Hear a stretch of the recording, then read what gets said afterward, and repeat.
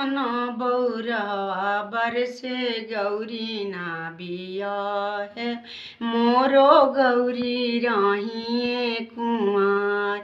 आहे ऐसन बौरवा बरसे गौरी ना बियाहब मोरो गौरी रहिए कुंवार।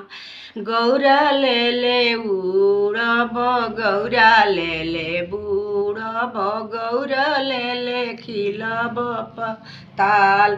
कलशा के ओते ओते बोलेली गौरा देहि शिव जी से अर्जुना हमारे। आहे कलशा के ओते ओते बोलेली गौरा देहि शिव जी से अर्जुन हमार। परिछन चल भैली सासुए सोहागिनी सरफ सोड़ेले पुपुकार।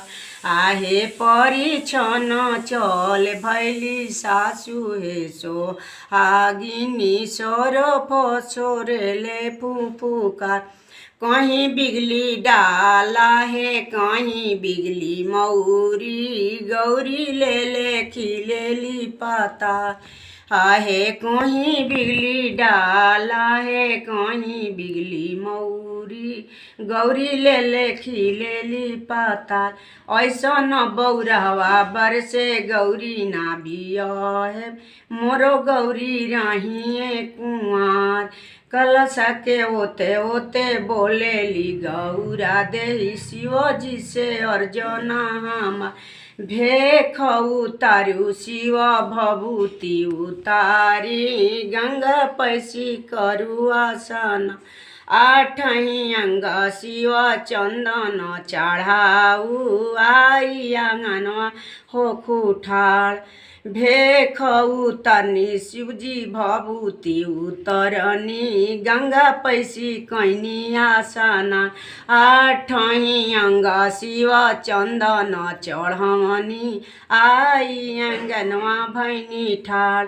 आहे आठही अंग शिव चंदन चढ़वनी आई आंगनवा भैनी ठाड़।